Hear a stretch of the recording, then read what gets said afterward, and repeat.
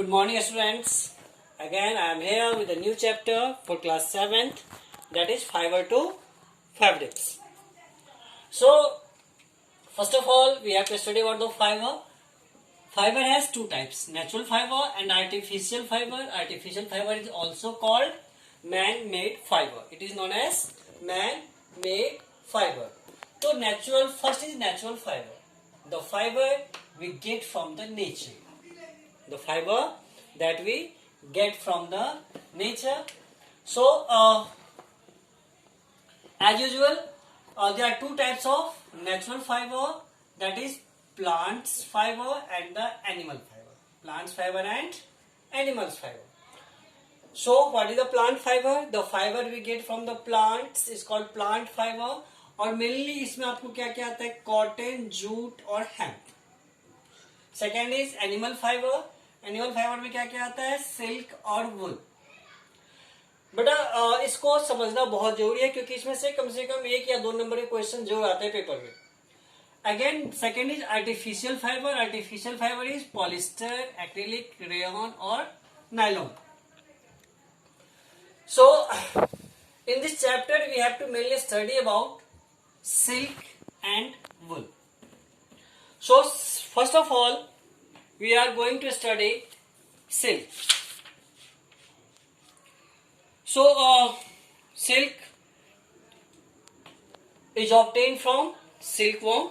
Silk fiber is obtained from silkworm and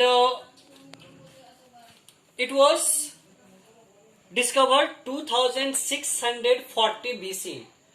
2640 BC it was discovered in China and it was very favorite for the Chinese princess that was Zi Lingxi. She was Zi Lingxi was taking a cup of tea. Suddenly an insect fall in it. And after some time he has observed that a shining fiber is beginning to unwind. एक चमकदार रेशा जो है उन्हें दिखा. उस कीड़े के चारों ओर जो अब क्या हो रहा था बाहर निकल रहा था. इस प्रकार जो है आज से 3000 BC, approximate 3000 BC. Actually, according to Confucius, it was 2640 BC, but 3000 BC, the silk discovered. So, first of all, sericulture. What is sericulture? The rearing, caring, and breeding of the silkworm. The rearing, caring, and breeding of the silkworm is called sericulture. So, how it is reared? Come. So, we have to study about the life cycle of the silkworm. हमें क्या पढ़ना है? Life cycle of the silkworm पढ़ना है. सबसे पहले क्या होता है? जो एडल्ट फीमेल सिल्क मॉथ होती है वह एक टाइम में 400 एग प्रोवाइड करती है. यह 400 एग जो है वह मलबरी लीव्स पे क्या करती है? प्रोड्यूस करती है. और 10 डेज के बाद यह सिल्क वॉर्म या लार्वी में बदल जाता है. और जब यह लार्वी में बदलता है तो यह बड़ी स्पीडली क्या करता है? तो मलबरी लीव्स को खाना शुरू कर देता है.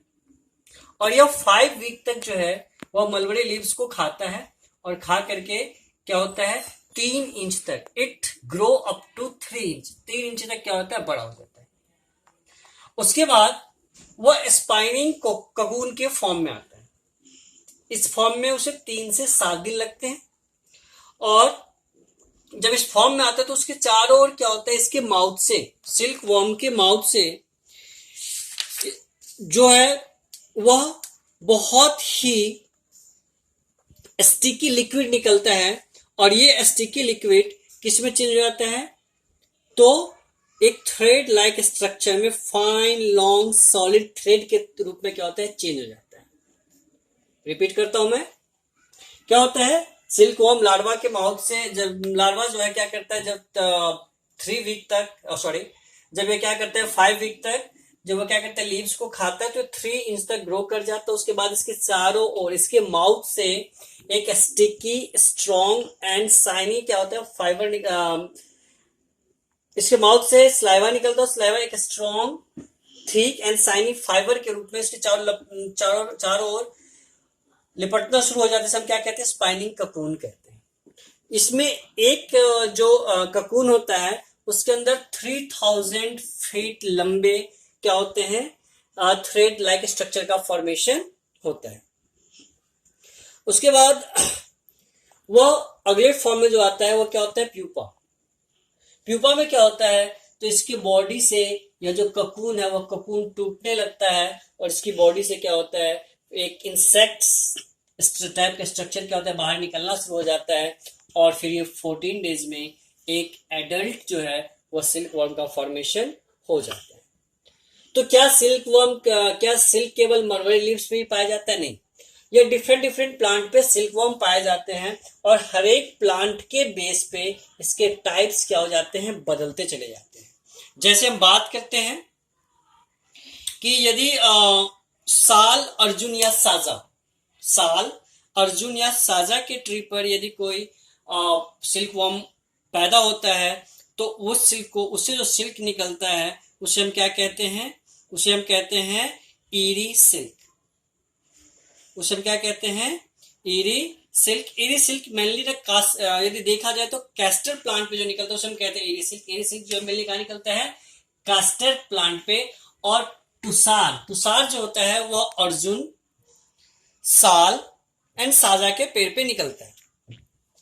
उसके बाद हम बात करते हैं मुगा सिल्क जो है वह पॉलियंथस नाम का एक प्लांट होता है।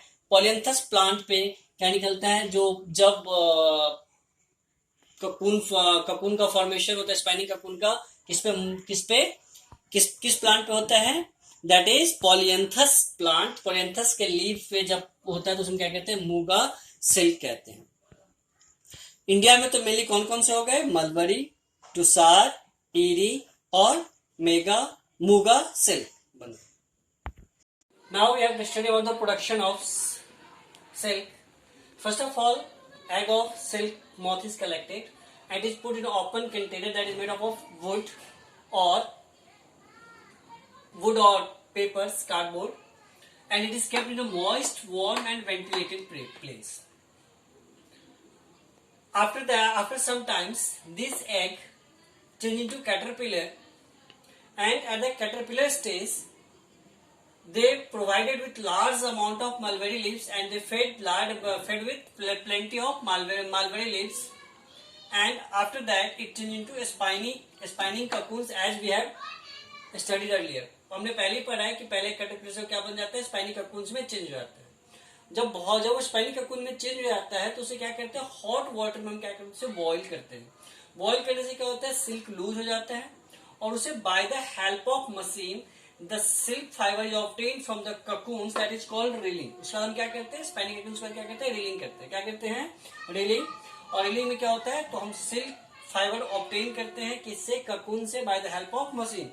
उसका हम क्या करते हैं इस थ्रेड को स्पाइन करते हैं by the help of machine और हमें क्या होता है तो सिल्क थ्रेड जो है वो मिल जाता है और फिर हम उसे क्या करते हैं यूज करते हैं किसमें तो क्लॉथ्स बनाने में। Thank you. Now we have to study health hazards associated with silk production। Silk production से क्या क्या प्रॉब्लम्स होती है कौन कौन सी बीमारियां होती है। सबसे पहले बर्न्स। आपने देखा कि क्या करना पड़ता है पहले हमें ककून्स को बॉईल करना पड़ता है। जब वो कंटिन्यूअसली बॉईल करते हैं तो बहुत सारे जो उसमें लेबर काम करते हैं अक्सर उनके हाथ या पैर उनके जो हैंड और फुट हो तो क्या हो जाते हैं बर्न्स हो जाते हैं। उसके बाद है अर्थराइटिस। वो लगातार क्या कहते हैं रील को यार्ड में चेंज करते हैं। जो हमें ककून से जो रील मिलता है उसको यार्ड में चेंज करते हैं जिस कारण क्या होता है उनके हैंड और फिंगर में क्या अर्थराइटिस नाम की बीमारी हो जाती है। और कुछ लोग क्या होता है जो वीविंग करते हैं या स्पाइनिंग करते हैं जो वीव करते हैं सिल्क वर्म में स्पाइन करते हैं वैसे लोग क्या होते हैं परमानेंट हियरिंग लॉस के शिकार हो जाते हैं। उनको क्योंकि वहाँ बहुत ज्यादा नॉइज होता है और बहुत ज्यादा नॉइज होने के कारण उनके सुनने की शक्ति क्या हो जाती है खत्म हो जाती है।